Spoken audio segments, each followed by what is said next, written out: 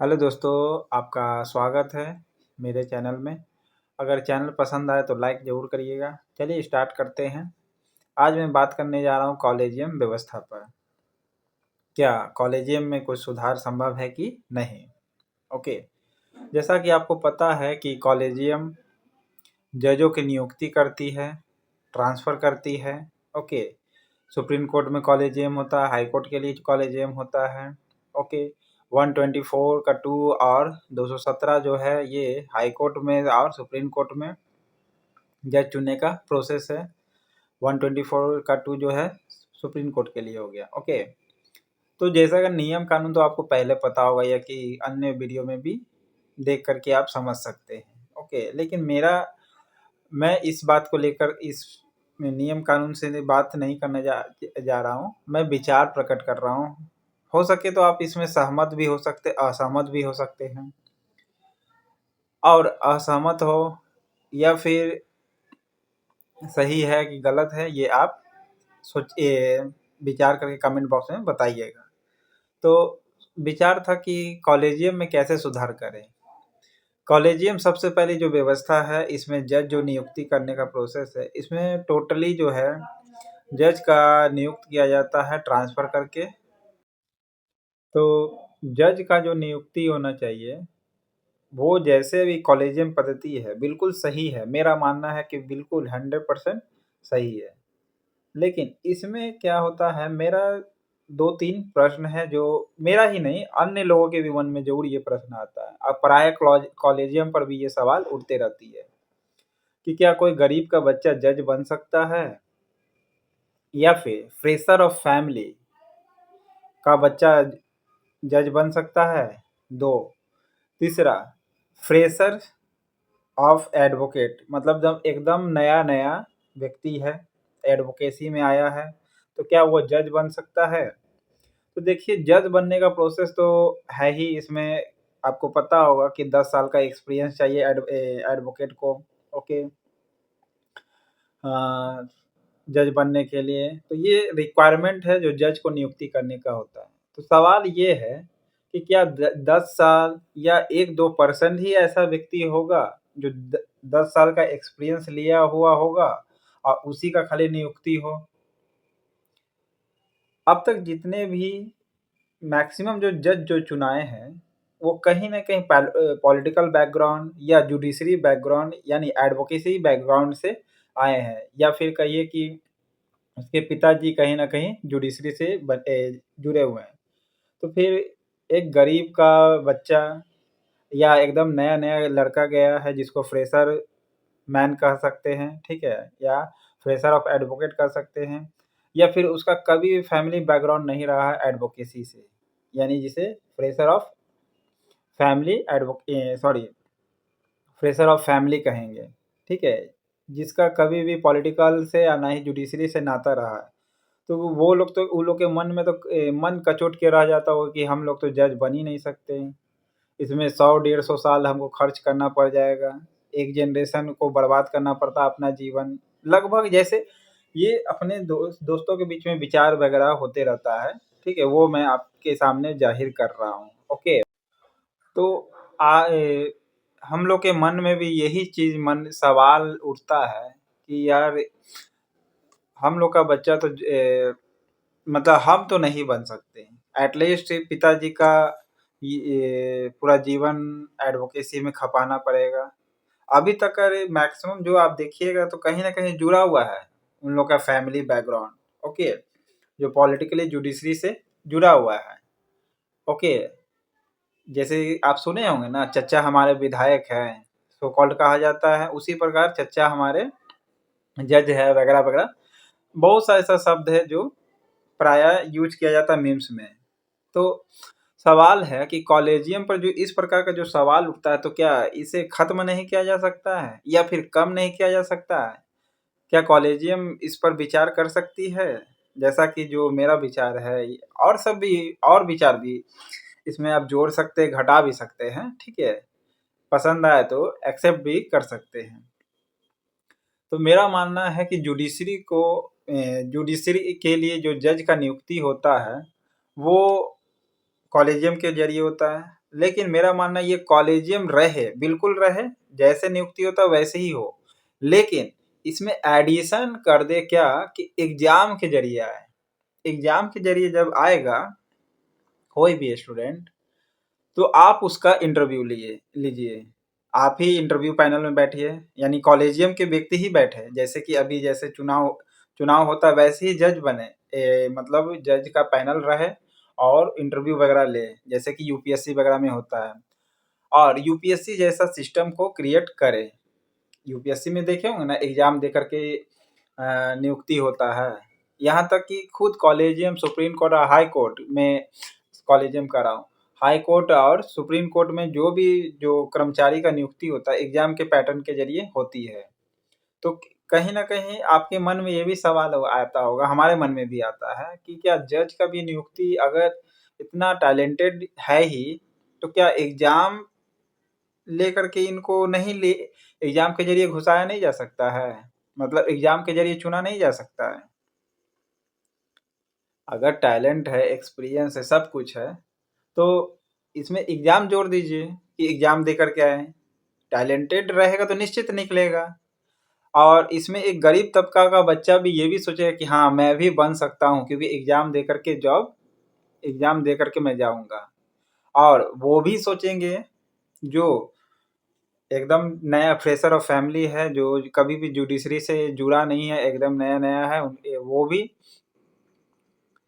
Apply कर सकते हैं। हाँ, अब कॉलेजियम सवाल उठता है कि कॉलेजियम का कहना है कि लॉ बैकग्राउंड से रहना चाहिए, तो लॉ तो रहना ही चाहिए, लॉ बैकग्राउंड से रहना ही चाहिए मेरा, ठीक है। लेकिन अब कहा जाता है कि उसके कल्चर में हो, जैसे लॉ का फील्ड क्या है, लॉ का कल्चर क्या है, लॉ में कैसे काम धाम होता है, उस चीज़ को ग्रहण किया हो। तो तो कॉलेजियम यहाँ पर क्या कर सकती है, एज बढ़ा दीजिए एग्जाम लेने का। जो कैंडिडेट देखते होंगे अभी भी डायरेक्टर वगैरह का जो चुनाव अथी होता है, एग्जाम वगैरह होता है लेने के लिए, तो कहीं ना कहीं उन लोग का एज मैक्स बहुत ज़्यादा रहता है, देखे होंगे आप, ठीक है। एक्सपीरियंस भी रहती है, तो आप उसमें ऐड कर दीजिए। एक्सपीरियंस ऐड करना है कर सकते हैं, या नहीं भी करना चाहे नहीं कर सकते। एज बढ़ा सकते हैं, जिससे कि एग्ज़ाम दे सके सभी वकील लोग।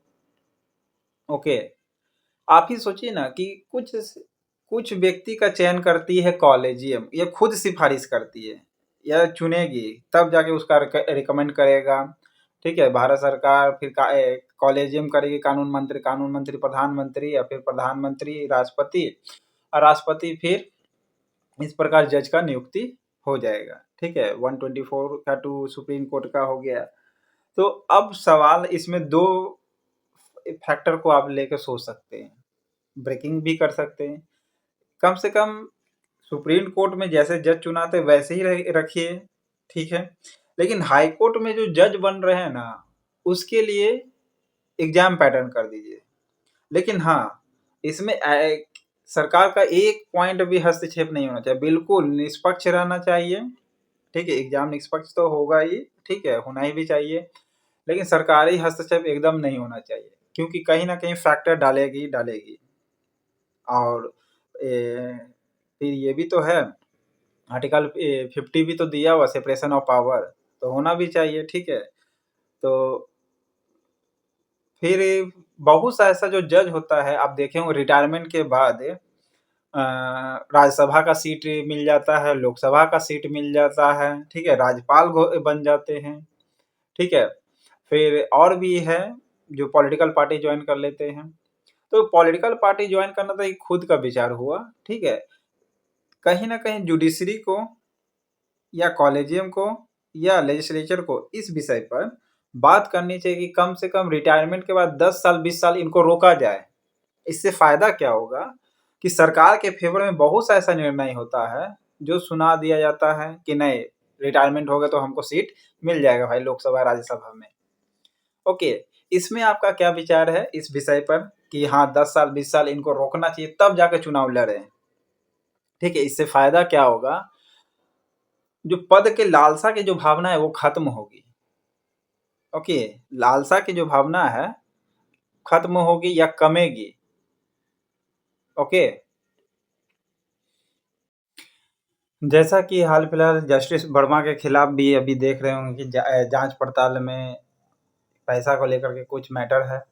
ओके, तो ये तो प्रेजेंट में अब सिद्ध हो चाहे नहीं सिद्ध हो बात की बात है, ठीक है। लेकिन सवाल है कि इसको भविष्य में कैसे रोका जाए। तो देखिए, लालसा की जब तक भावना रहेगी ना, ठीक है, तो कहीं ना कहीं सरकारी फेवर या सरकार के विरुद्ध बहुत सा ऐसा निर्णय होता है जो सुना सुना भी सकता है, नहीं भी सुना सकता है, ठीक है। अब वो जान रहा है कि रिटायरमेंट के बाद हमको राज्यसभा का सीट मिल जाएगा, लोकसभा का सीट मिल जाएगा चुनाव लड़ने के लिए, पॉलिटिकल पार्टी ज्वाइन। ये तो पॉलिटिकल पार्टी ठीक है, ज्वाइन करना कर सकते हैं। तो भाई आप एडवाइजर बनिए पॉलिटिकल पार्टी का। ये चुनाव लड़ने का कौन सा सिस्टम है? आप इस पर क्या सोचते हैं? कॉलेजियम को क्या इसमें सुधार नहीं करनी चाहिए? या बार काउंसिल ऑफ इंडिया को जो है इसमें क्या सुधार नहीं कर सकती या कुछ नियम बना सकती है? क्योंकि नियम कानून तो कहीं ना कहीं सुधार करने के लिए ही होती है। ओके, इसमें आप जोड़ घटाव भी कर सकते हैं, ठीक है, ये मेरा विचार है पर्सनली। ओके, तो कॉलेजियम को एटलीस्ट कम से कम एग्जाम पैटर्न लाए, नहीं तो नहीं दो पार्ट कर दीजिए कि चलिए सुप्रीम कोर्ट में रिकमेंड के जरिए बनता है, तो कम से कम हाई कोर्ट में जो जज चुनाते उसी के लिए ही व्यवस्था कर दीजिए कि हाँ एग्जाम पैटर्न पर आएगा जो भी जज आएगा, तो ठीक है। हाँ, अब जो भी इंटरव्यू पैनल का जो सदस्य होगा वो कॉलेजियम के मेंबर ही है, जैसे हैं वैसे ही रहे, वही वही लेंगे, ठीक है, पर इंटरव्यू पैनल में वो लोग होंगे। ओके, और जो भी जो 10 साल से वकील है या फ्रेशर जो बनने वाले हैं वकील है, ओके, उनके लिए मन में जो प्रश्न प्राय रह जाता है या मन कचोट के रह जाता है कि हम लोग तो इस जीवन में बन ही नहीं पाएंगे, क्योंकि कुछ लोगों का ही रिकमेंड किया जाता है। रिकमेंड रिकमेंड प्रोसेस भी खत्म हो, इससे सुधार हो जाएगा, ठीक है। या आरोप भी तो लगता है ना कॉलेजियम पर, रिकमेंड करेगा तो, ठीक है। तो एग्जाम पैटर्न के जरिए आएगा तो ये रिकमेंड जैसा जो आरोप लगता है वो खत्म हो जाएगी, ठीक है। एग्जाम पैटर्न के जरिए तो हाई कोर्ट के लिए कम से कम एग्जाम पैटर्न कर दें, ठीक है। All India judiciary services UPSC की तरह पैटर्न लिया है, ठीक है। हाँ, ये कॉलेजियम अपने आप में खुद करे, मेरा मानना है कि कॉलेजियम खुद करे, अब खुद एग्जाम ले। हाँ, हालांकि जैसे यूपीएससी जैसे एग्जाम पैटर्न करवाना, पहले यूपीएससी क्या है, ऑल इंडिया लोक सेवा आयोग, कहीं ना ये इनका अधिकार है क्रिएट करना, ठीक है, संसद का काम है। तो चलिए मिल करके आपस में बात करके देखिए क्या हो सकता है क्या नहीं हो सकता है। कॉलेजियम का ही मेंबर, मेरा मानना है कि कॉलेजियम से जरा भी नहीं हटना चाहिए सरकारी हस्तक्षेप। कम से देखिए, मात्र एक न्याय ही एक व्यवस्था है कि व्यक्ति सगरो हार जाता है तो लास्ट उम्मीद रखता है कि चलो भाई कोर्ट में हमको न्याय मिलेगा। तो इस न्याय को बनाए रखने के लिए सरकारी हस्तक्षेप से बचना होगा, बिल्कुल सही है, सेपरेशन ऑफ पावर, हम भी इससे सहमत है। लेकिन ये हाई कोर्ट में कम से कम जज चुनने के लिए एग्जाम पैटर्न ले आए कॉलेजियम, जिसमें गरीब का बच्चा भी कहे, मजदूर का भी बच्चा कहे कि हाँ भाई मैं भी जज बन सकता हूँ एग्जाम दे करके, हमको जरूरी नहीं है कि मेरा आशीर्वाद चाहिए पीछे से कि किसी का आशीर्वाद हो तभी हम जज बनेंगे, ठीक है। तो कम से कम एटलीस्ट ऐसे सोचे कॉलेजियम, कोर्ट या फिर संसद वगैरह आपस में मिल बांट करके चर्चा करें पहले, ठीक है, तब व्यवस्था क्रिएट करें। या केवल हाई कोर्ट के लिए करें, क्योंकि हाई कोर्ट से ही तो रिकमेंड जाती है ना सुप्रीम कोर्ट में जज बनने की। या फिर सुप्रीम कोर्ट में भी इस पर का व्यवस्था कर सकते हैं। हालांकि ये आपस में आप लोग डिस्कस, कॉलेजियम जो है वो खुद डिस्कशन करेगी, और जो पुराना जो वकील है उन लोग के मन में प्रसन्नता आएगी कि नहीं चलो भाई हम भी एग्जाम दे करके जज बन सकते हैं, ये नहीं कि अब आशीर्वाद पीछे से मिलेगा तभी जा करके हमको भी वहाँ आशीर्वाद का मतलब रिकमेंड, ठीक है, रिकमेंड मेरा कहना टारगेट है कि रिकमेंड करेगा तभी मेरा होगा। तो रिकमेंड जैसा सिस्टम जो होगा रुकेगा, क्योंकि देखिए 143 राष्ट्रपति परामर्श के जरिए मुख्य न्यायाधीश परामर्श देगा, ठीक है, फिर प्रेसिडेंट नियुक्ति करते हैं, लेकिन सहमति या परामर्श अलग-अलग विषय है। ओके। इसमें आपका क्या विचार है? कमेंट बॉक्स में ज़रूर बताइएगा। मेरा तो ये सोचता हूँ कि हर भारत के लोग हर सिस्टम को अपना समझें, डेमोक्रेटिक समझें कि हाँ भाई मैं भी जा सकता हूँ, अपना समझे। ये नहीं कि पराया या किसी का आशीर्वाद चाहिए, ठीक है? राजा महाराजा का आशीर्वाद चाहिए जैसा, वैसा सिस्टम ना हो। हर लोगों का सामाजिक जैसे पकड़ होता है कि हाँ एग्जाम के ज़रिए कोई भी जा सकता है, या फिर और सभी बहुत से ऐसा जज होंगे ना, सॉरी जज करें, बहुत से ऐसा वकील होंगे जो सुप्रीम कोर्ट में होगा, हाई कोर्ट में होगा, 10 साल से ज़्यादा एक्सपीरियंस का होगा, तो वही लोग का आपस में एग्जाम करवा दीजिए, ये भी हो सकता है। या फ्रेशर को भी जोड़ दीजिए।